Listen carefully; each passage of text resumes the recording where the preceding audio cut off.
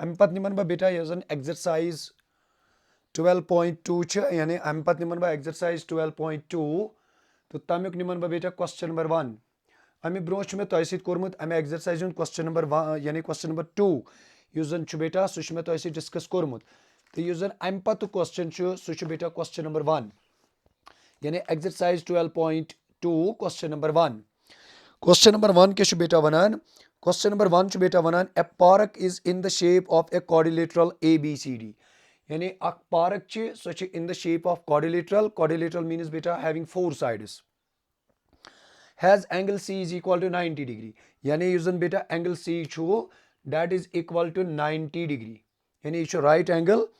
बे बेटा AB use जन that is 9 meter BC 12 meter CD 5 meter तो बे युस जन AD that is 8 meter now how we determine the area of this quadrilateral यानी अमे quadrilateral area कित pot करो इस बेटा वन डिटरमाइन यानी युस जन quadrilateral अमुक एरिया कित पोट करो इस बेटा वन डिटरमाइन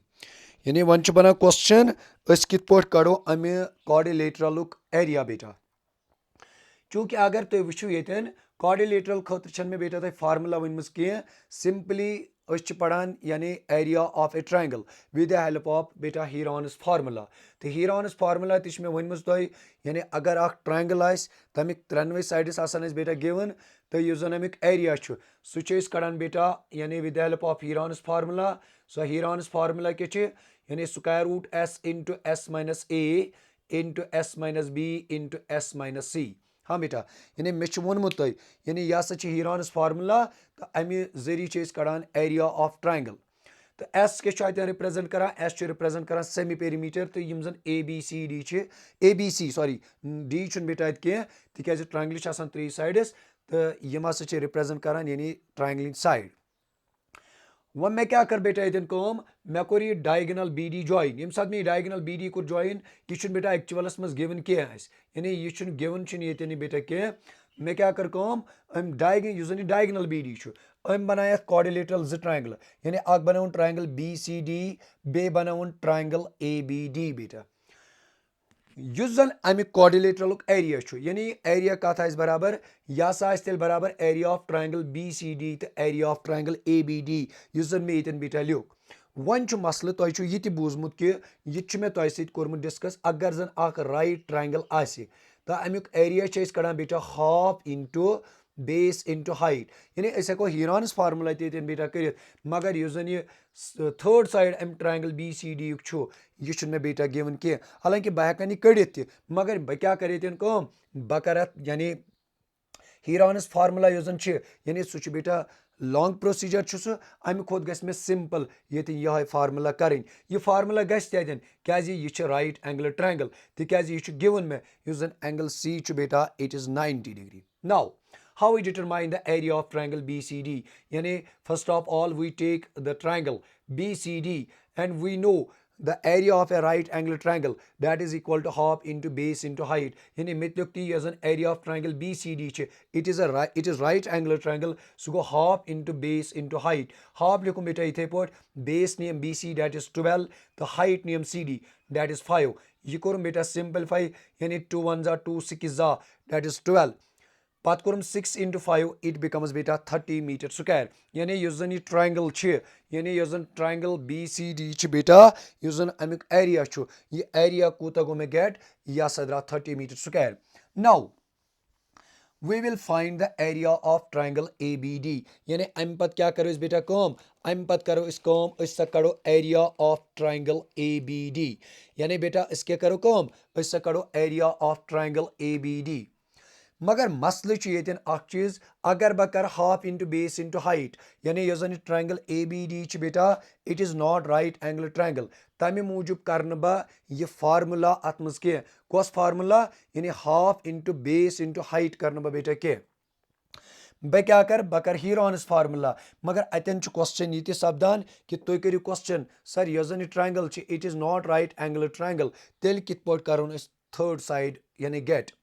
हाँ बेटा तुह बूजमुत यानी पाइथागोरियस थ्योरम बेटा बूजमुत यह जन पाइथागोरियस थ्योरम बेटा चूंकि यह पढ़ क्लास 10th मज क्लास 10th यानी अगर तुम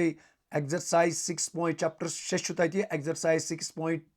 5 किस प्रोसीड यानी बेसिकस मज पढ़ गो पाइथागोरियस थ्योरम बे बेटा तत पढ़न तमिक प्रूफ तह मगर येन क्या वन बह येन वन बह सिंपली अमिक स्टेटमेंट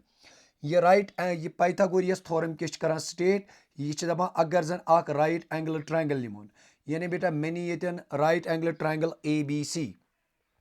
चलो बेटा बेस पे नु मैं राइट एंगल तो यह पाइथागोरियस थ्योरम कर स्टेट कि उस हाइपोटेन्यूज स्क्वायर यह बराबर अमे राइट ट्रायंगल केन बे दोन साइडन हिंद स्क्वायर किस समस यानी बेस स्क्वायर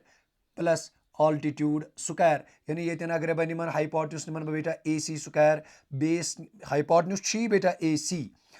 वन दपो हाइपोटेन्यूज कित पे प्रजनो कुन राइट एंगल ट्रायंगल मज यह थो बेटा याद कत कि यम सात राइट एंगल ट्रायंगल तुम वुचन युस तह side right angles opposite that is right angle यानी सह गो बेटा हाइपोटेन्यूज बेस चुन मे बेटा AB स्क्वायर AB तो यह जन ऑल्टीट्यूड दैट इज BC सह गो BC स्क्वायर ब्या मसल यानी अमे पाइथागोरियस थ्योरम अत एप्लीकेशन बेटा अख एप्लीकेशन वन बह ये यानी अगर बेटा यह साइड 4 सेंटीमीटर यह साइड बेटा 3 सेंटीमीटर अगर तो यह साइड AC कड़न तो करो बेटा यह PGT we get the third side यह जन ट्रायंगल हालांकि यह जन बेटा triangle ABD it is not right angle triangle तो दपो सर तेल कत पे कर पाइथागोरियस थ्योरम बह कर सा BCD पे यानी बनिम फ्रॉम यानी बेटा अगर बह निमन राइट ट्रायंगल यानी फ्रॉम राइट ट्रायंगल BCD यम सात बह बेटा राइट ट्रायंगल BCD निमन तो पोड़ वनी यानी हाइपोटेन्यूज स्क्वायर बराबर base square plus altitude square यह लिखियो रीजन बाय PGT हाइपोटेन्यूज अगर नाव दियो बेटा that is BD square base अगर नाव दियो दैट इज BC स्क्वायर अगर ऑल्टीट्यूड दियो ऑल्टीट्यूड क्या बेटा that is CD altitude CD मगर चूंकि ये स्क्वायर ये ती square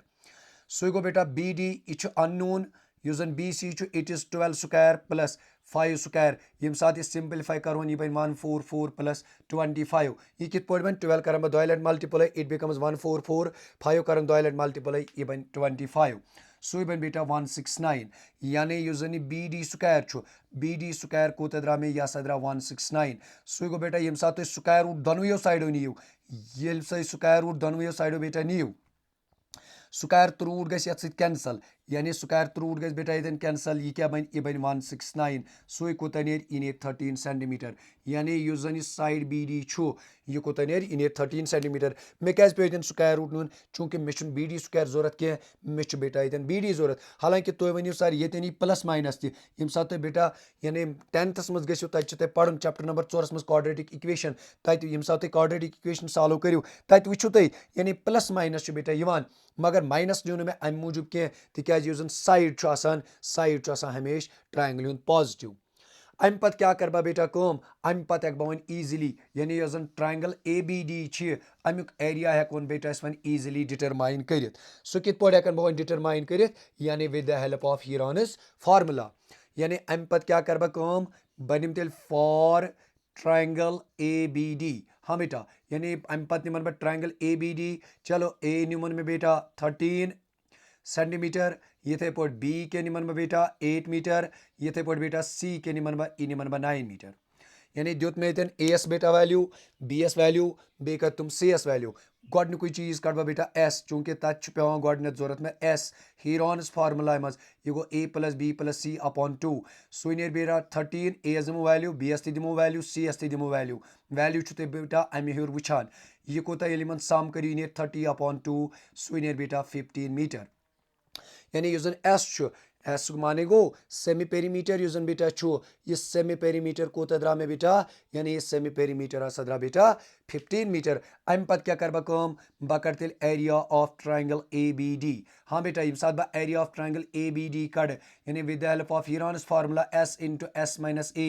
into S minus B into S minus C S दिमो बेटा वैल्यू S नी 15 इंटू 15 माइनस A दिमो वैल्यू दैट इज 13 पति 15 माइनस 8 बी एस यस वैल्यू डेट इज 8 पत गो 15 - 9 मगर बे के मीटर स्क्वायर सो बन बेटा यानी 15 × 2 15 - 13 it is 2 15 - 8 it is 7 15 - 9 it becomes बेटा 6 अम पत क्या कर बेटा कम या करियो सिंपली तो ये नमन इनटू तमिक कड़ियो स्क्वायर रूट मगर युस तन नंबर यी स्क्वायर रूटस तल यह बेटा यानी परफेक्ट स्क्वायर छुन सु कह बह क्या कर कम बह तो ब्याक मेथड यानी बह कर 15 ब्रेक यह बन 3 × 5 यानी बाय प्राइम फैक्टराइजेशन मेथड कर मैं बेटा यूज इथे पे 2 गस ब्रेक कह 7 तह गस ब्रेक कह यह बन बेटा 2 × 3 ये क्या करियो कम अस बनाओ पेयर्स यानी 3 तो 3 यम बेटा 2 bases are same powers are added 5 बेटा पेयर कहें न 7 2 तह बेटा पेयर यह बन 2 स्क्वायर यम तह बाकी बचे यमन करो मल्टीप्लाई यह बन 35 मगर बे केस बेस बेटा सत मीटर स्क्वायर अम पत क्या करियो कम बेटा अम पत कर बेटा बे सिंपलीफाई यानी अम पत कर बेटा बे सिंपलीफाई सो गो बेटा यह जन एरिया ऑफ ट्रायंगल ABD यानी यह कूत गस मे गेट रूट दिमा गोड़ बेटा अलग अलग यत अलग यत अलग यत अलग यत अलग यानी स्क्वायर रूट 35 सो मन बेटा स्क्वायर तो रूट गस कैंसल स्क्वायर तो root Gus cancel 2 × 3 it becomes 30 it becomes 6 35 meter square चूंकि ये तोर तो बेटा फिक्र यह जन square root 35 it is not a perfect square अस क्या करो तेल कम अस कड़ो अमुक स्क्वायर रूट मगर अस कड़ो बेटा अमुक अप्रोक्सीमेट वैल्यू नेर अमुक परफेक्ट यानी एग्जैक्ट वैल्यू नेर बेटा कह यह जन अमुक वैल्यू यानी एग्जैक्ट वैल्यू ने बेटा कह यानी अप्रोक्सीमेट वैल्यू कूत दैट इज 9 पॉइंट यानी बेटा 5 यानी ये 5.916 मीटर स्क्वायर मगर यह बेटा approximate value not exact value यम सात यह करो बेटा इनटू यानी इनटू यम सात करो 6 × 5.916 यह कोता यी बेटा यह द्राव 35.5 मीटर स्क्वायर मगर कुस वैल्यू यह सो गो अमुक अप्रोक्सीमेट वैल्यू अम पत क्या कर बह now we will determine the area of the quadrilateral यानी यह जन एरिया ऑफ क्वाड्रिलेटरल ABCD बेटा मे तो गड़े वोनमुत that is equal to area of triangle BCD यानी area of triangle BCD plus area of triangle ABD हाँ बेटा यह जन एरिया ऑफ ट्रायंगल BCD सह त्रा गड़े 30 यानी सह कोर मे ये बेटा गेट तो यह जन एरिया ऑफ ट्रायंगल ABD यह कोत द्राव 35.5 मीटर स्क्वायर मगर यह थो याद बेटा it is not exact value approximate value नमन यम साथ ऐड करो यह 65.5 मगर क्या यह नेर बेटा यानी यम साथ इन बेटा ऐड करो यह 65.5 मीटर स्क्वायर मगर मे वो बे वन बह it is not exact value यह अमुक क्या यानी अप्रोक्सीमेट वैल्यू तो ये गो बेटा यह क्वेश्चन नंबर 1 कंप्लीट एक्सरसाइज 12.2